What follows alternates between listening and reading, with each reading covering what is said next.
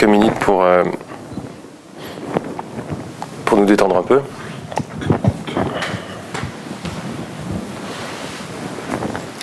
Ou plutôt pour s'ancrer plus dans l'expérience de l'instant.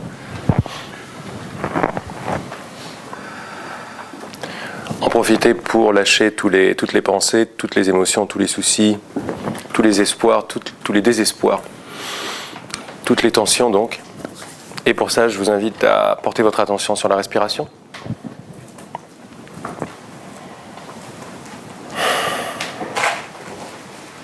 Où va la respiration? Où est-ce qu'elle va derrière, de plus en plus subtilement, dans le nez? Regardez que ça peut même aller derrière jusqu'à la base du crâne aussi, jusqu'au cou. Vous voyez que la respiration, elle ne s'arrête pas simplement aux narines. Il y a des petits mouvements énergétiques qui se font. Et regardez que tous ces mouvements énergétiques ont lieu en vous, dans la conscience qui entend ces paroles maintenant.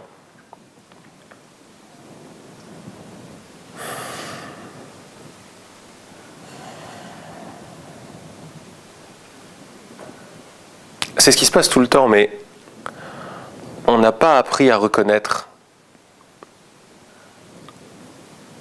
ce qui est tranquille, ce qu'on appelle l'arrière-plan.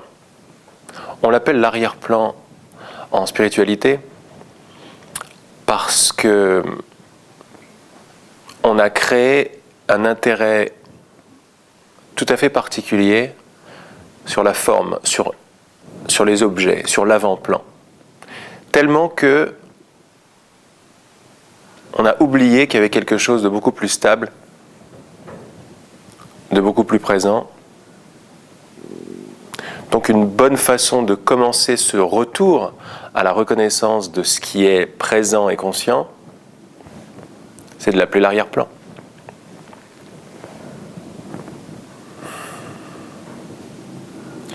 Mais vous voyez que cet arrière-plan n'est pas géographiquement en arrière de quoi que ce soit, c'est vraiment une façon de parler. Donc entendez mes mots, mais ne les comprenez pas. Mes mots sont des pointeurs. Mes mots passent par l'intellect de Laurent. Donc ils n'ont pas à taper dans le même intellect que chacun, à être le même point de référence que pour tout le monde.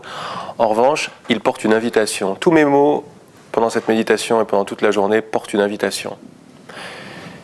Et pendant cette méditation, c'est une invitation à reconnaître.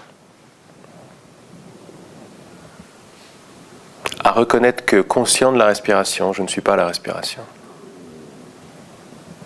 Ça n'est pas une invitation à comprendre où est ceci et cela. Cette invitation, elle s'arrête là.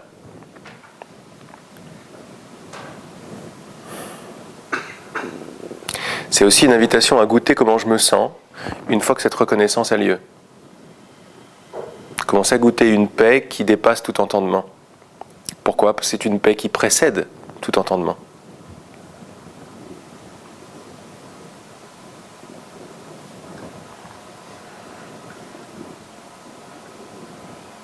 On se rappelle de ces paroles spirituelles, je suis plus proche de toi que ta propre respiration.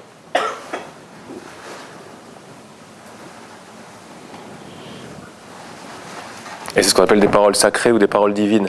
C'est Dieu qui parlerait en disant ça. Je suis plus proche de toi que ta propre respiration.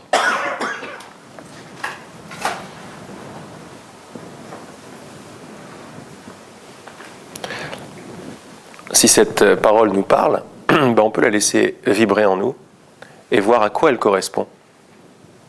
Serait-il possible qu'elle corresponde à cette invitation de voir que, reconnaissant la respiration, je précède la respiration. Mais qu'est-ce qui précède la respiration? Je suis plus proche de toi que ta propre respiration.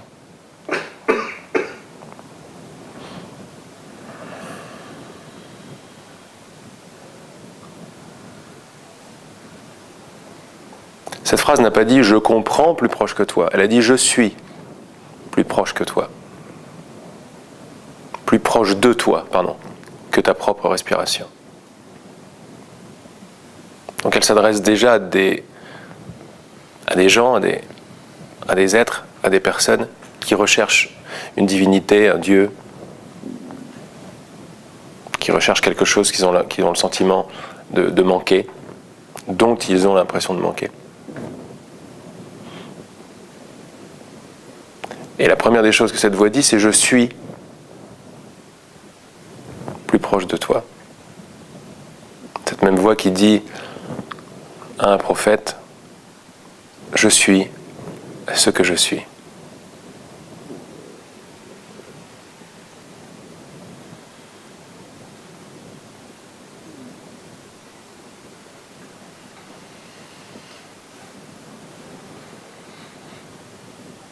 Donc c'est une invitation à se laisser glisser dans l'être, dans le fait d'être.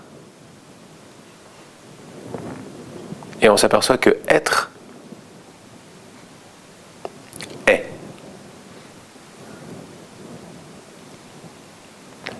Et être précède tout ce qui se passe.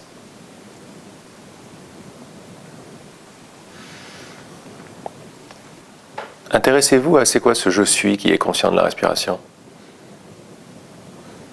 Est-ce que c'est vraiment Laurent, Patricia, Rodolphe, Lali, Nathalie qui est conscient de la respiration?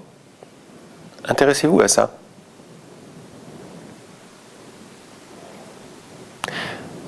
Répétez-vous à voix basse votre prénom, je suis Laurent, je suis Nathalie, etc.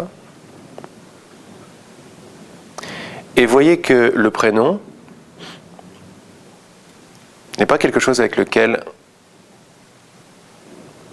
vous êtes né ou vous êtes arrivé, c'est quelque chose que vous avez appris. C'est quelque chose qui est venu s'ajouter.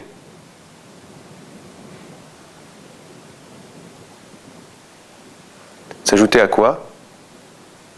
Bien sûr, il n'y avait pas de langage encore. Et au niveau de l'être, il n'y a pas de langage non plus, il y a juste être. Mais c'est ajouté à être. Voilà, que être n'a absolument pas changé. Être est le même.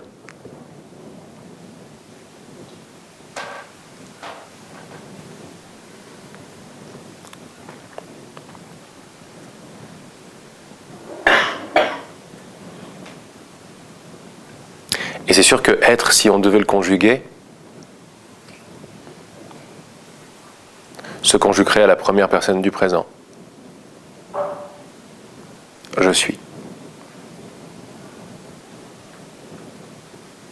C'est déjà une conjugaison. C'est déjà un mouvement. C'est déjà une interprétation, une traduction.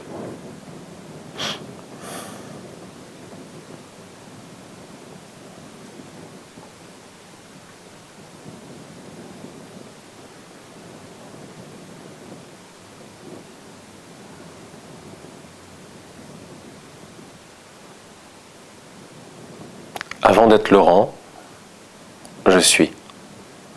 Parce qu'il faut bien que je dise je suis Laurent. Je suis fatigué, je suis grand, je suis un homme, je suis une femme.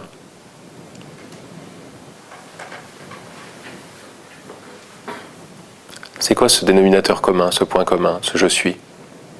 N'est-il pas plus proche que notre propre respiration? Évidemment.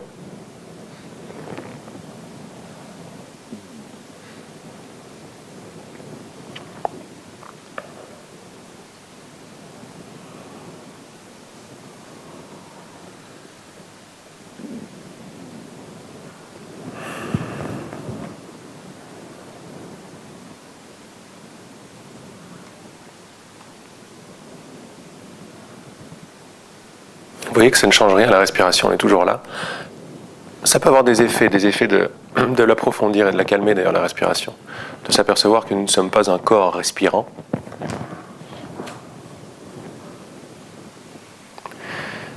Mais qu'aussi bizarre que ça puisse paraître, pour le mental, pour la pensée, pour la volonté de comprendre et d'attraper, ou de contrôler, je suis est présent.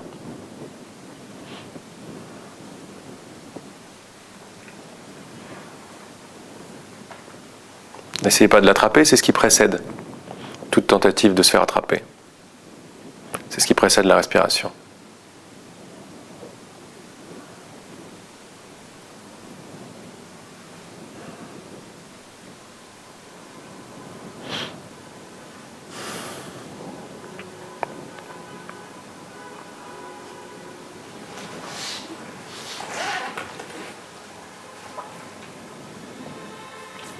voyez que tous ces klaxons n'affectent en rien le fait d'être.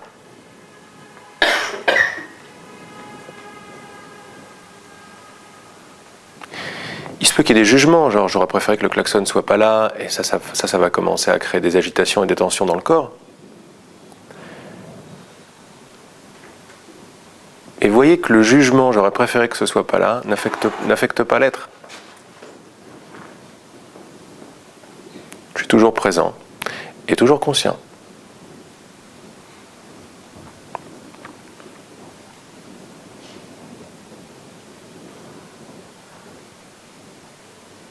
C'est notre base.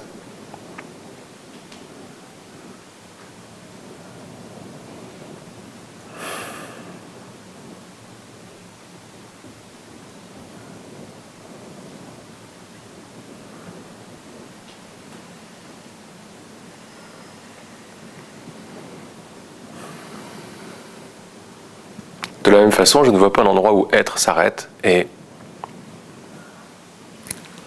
le bruit des voitures ou le bruit du téléphone commence. Il y a toujours quelque chose qui précède.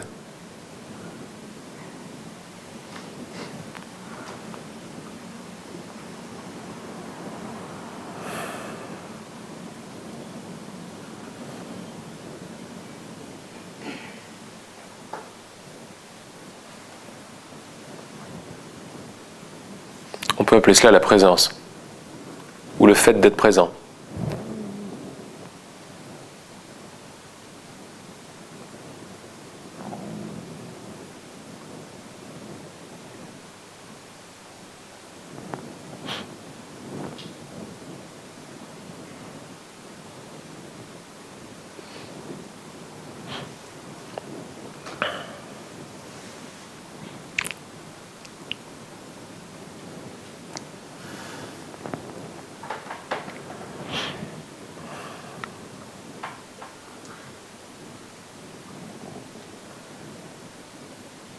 C'est la seule chose qu'on ne puisse ôter, qu'on ne puisse changer.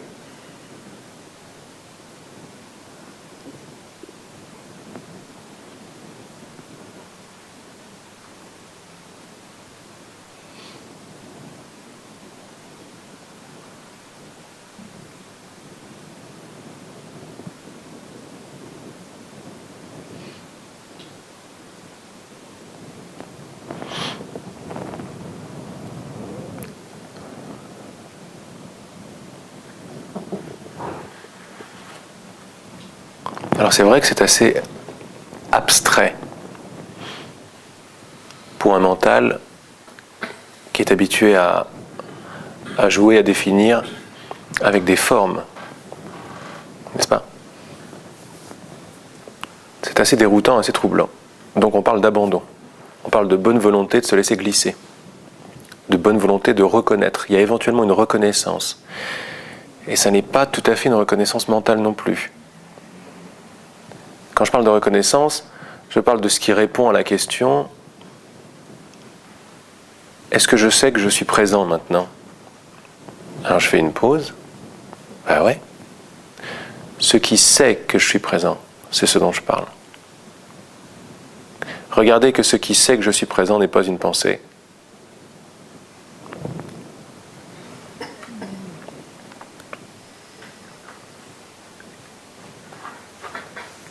Et là où ça devient un peu abstrait, c'est que, abstrait pour le mental, mais tout à fait évident pour l'enfant que nous sommes.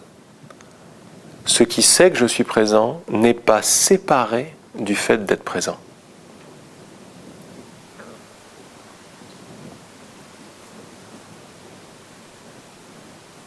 D'habitude, le savoir auquel on se réfère d'habitude, le savoir mental, c'est quelque chose. Et donc si je sais quelque chose, ça y est, clac, il y a deux choses qui se passent. Ou trois. Il y a celui qui sait, l'objet qui est su, et le fait de savoir. Et le savoir dont je parle là n'est pas un savoir de sujet-objet. Il n'y a pas un observateur et un observé.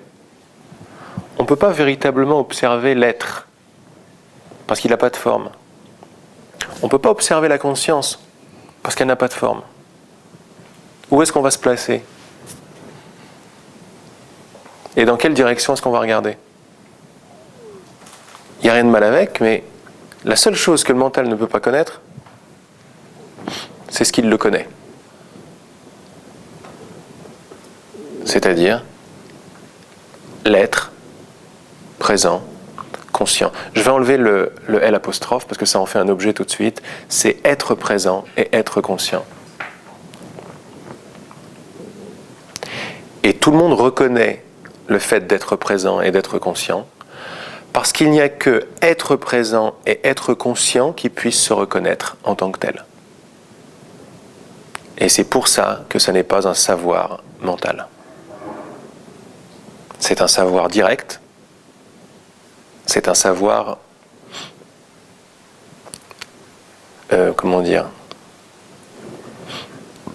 c'est un savoir d'identité. Oui, c'est je sais que je suis, si vous préférez. Je sais que je suis. Comment est-ce que je sais que je suis? Essayez de répondre à cette question. Mais comment est-ce que je sais que je suis? Le mental va tenter de répondre, laissez tomber, il ne pourra pas vous amener une preuve nécessaire de ça. Donc c'est vers ça que je pointe, c'est vers cette capacité, de connaître, qu'on appelle conscience, et qui est intrinsèquement liée au fait d'être ou à l'existence. On a pris hier l'exemple du soleil. On pourrait dire que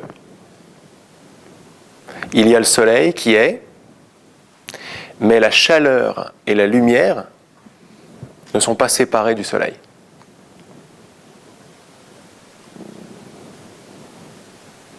Donc la présence, le fait d'être présent et être conscient,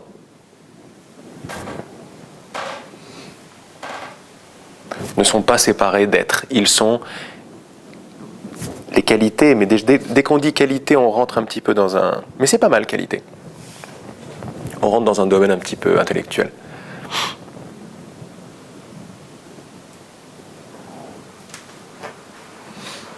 Le soleil n'a pas à sortir de lui-même pour s'apercevoir qu'il est chaud. La chaleur est son être. Son être, si vous voulez, transpire. Il n'a pas besoin de sortir de lui-même non plus pour être lumineux. Il est lumineux. Ça, c'est juste pour séparer les torchons des serviettes.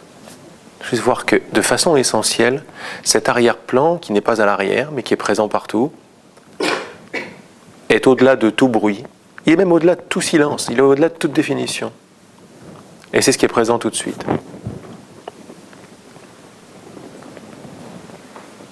Présent et conscient.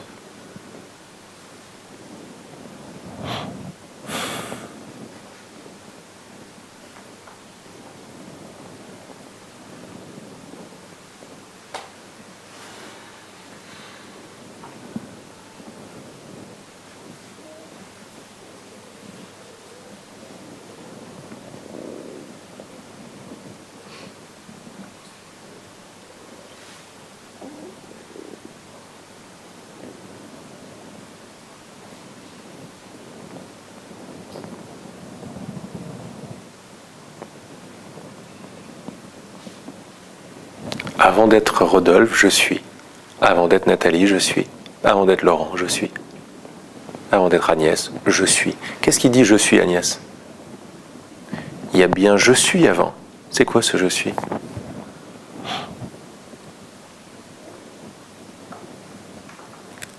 Je suis là un samedi matin à Lyon.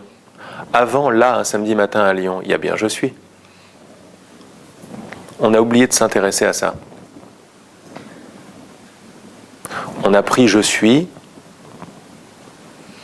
pour un des adjectifs, une des définitions. En l'occurrence, je suis une silhouette, je suis une forme, je suis un corps qui a un nom, un genre et qui fait des choses, qui a des aventures. Je suis ce corps qui fait des aventures.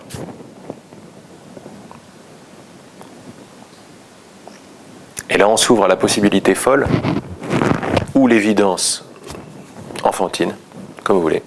Ça dépend où on se place. adulte ou enfant,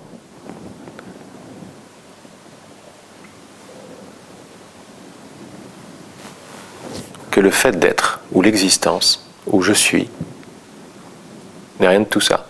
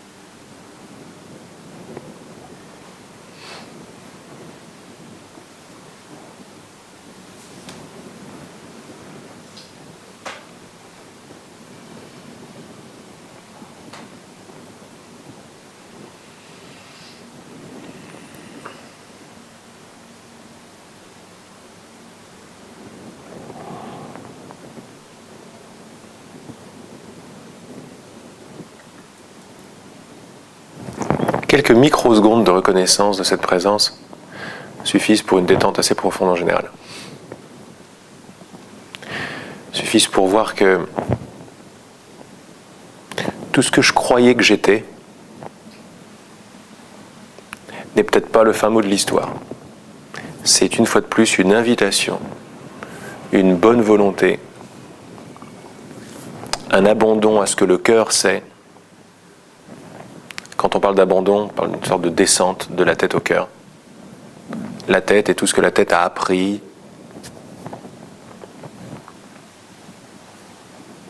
n'est pas dans le même domaine. Aucun problème avec ce que la tête a appris, toutes nos expériences. Mais il y a un domaine qui est resté intouché. Et ce samedi matin, c'est vers ça que je pointe.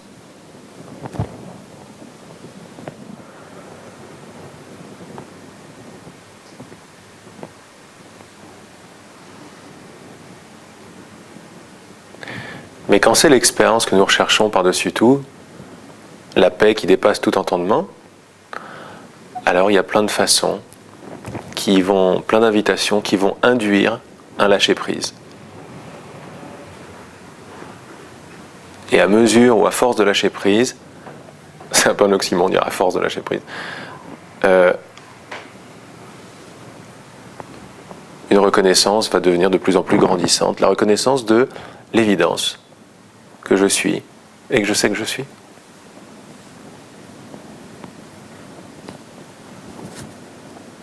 Ça n'a pas de forme. Mais plus je désire le reconnaître, plus je vais le reconnaître. Et plus je vais reconnaître que c'est de moi dont il s'agit. À quelle distance suis-je de la conscience qui entend ces paroles? À quelle distance suis-je de être? S'il y a zéro distance, ce pourrait-ce que c'est moi dont il est question?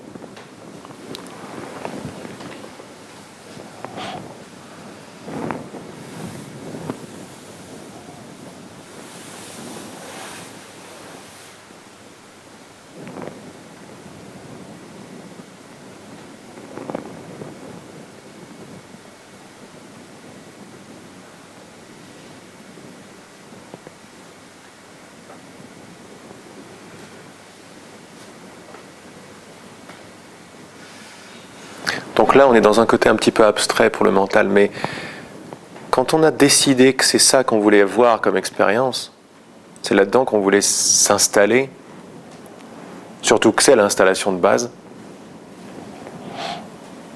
Alors après, on peut se servir de toutes les expériences concrètes pour revenir.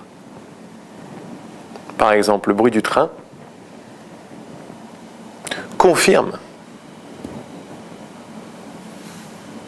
que vous êtes là et que vous êtes présent.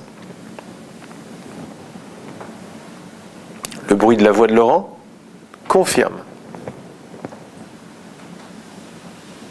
que vous existez. Les agitations du corps confirment que vous êtes là pour en être conscient. Et voilà une façon de retourner mon expérience.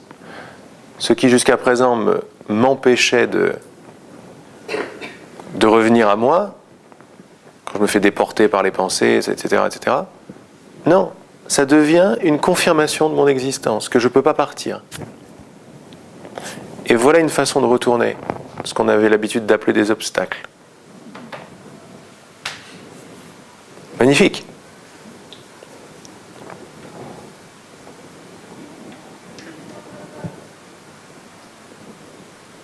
Le mental a l'habitude de dire « Ah oui, mais je préférais qu'il n'y ait pas de bruit, ils font trop de bruit les gens dehors. »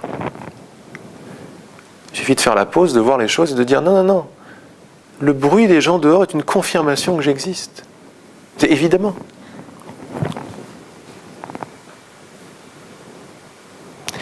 Et vous allez voir que le mental devient votre meilleur ami. Parce qu'il aime cette clarté, il aime ce retournement.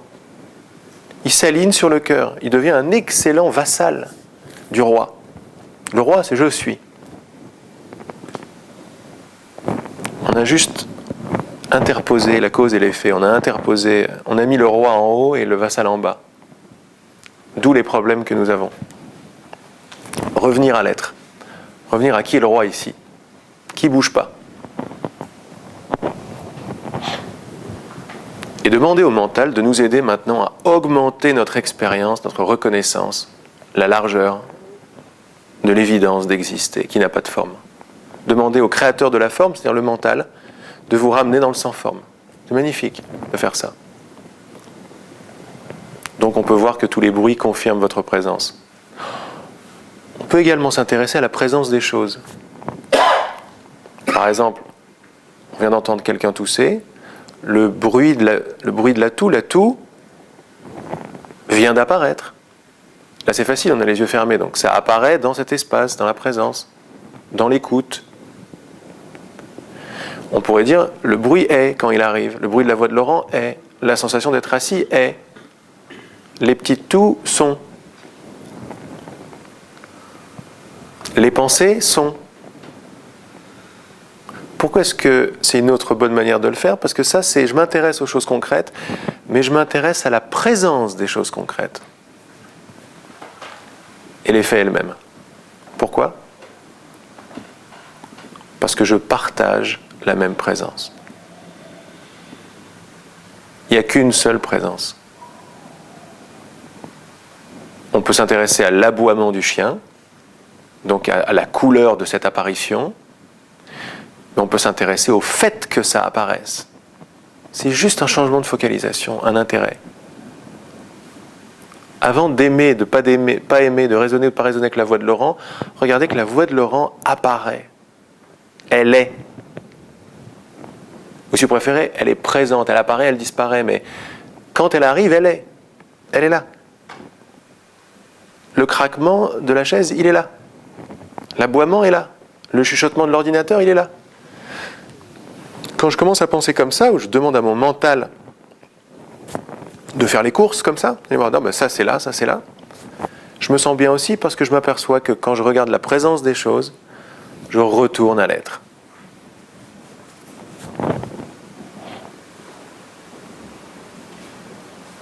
Donc voilà 3 techniques, et il y en a plein d'autres, qui vont permettre à notre désir de retour d'être assouvi.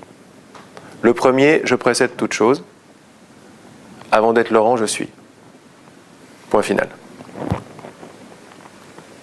Si je vois que je me fais déporter ou attirer par des situations, toute situation qui apparemment avant me déportait ou m'expatrie, finalement, sont des confirmations que j'existe. Et troisièmement, toute chose qui apparaît a une présence. Et la présence de cette apparition, c'est ma présence, c'est la seule présence qui soit. Donc voilà des choses concrètes, voilà des choses moins concrètes, qui commencent à mettre forme,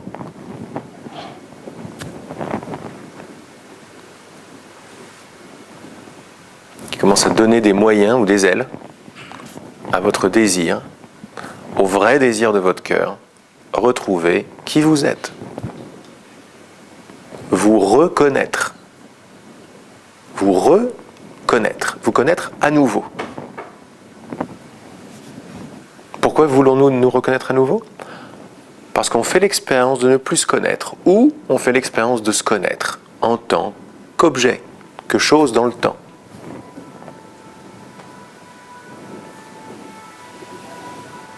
Et quand on va enquêter un petit peu, on s'aperçoit que voici la seule et unique cause de toute agitation.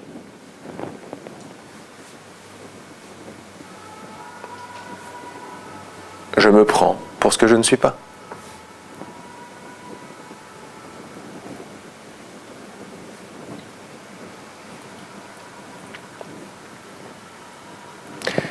Si je me prends pour ce que je ne suis pas est la cause de mon agitation, comment est-ce que je vais trouver ma paix en retrouvant qui je suis ? Et une façon forte de retrouver qui je suis de façon directe, c'est de voir que je ne suis pas ce que je ne suis pas. On dirait que je joue avec les mots, mais je ne joue pas avec les mots. C'est voir ce que je ne suis pas, parce que voir ce que je ne suis pas me ramène organiquement dans ce que je suis. Ou c'est désirer par-dessus tout me reconnaître. Reconnaître la paix qui dépasse tout entendement, qui dépasse toute situation.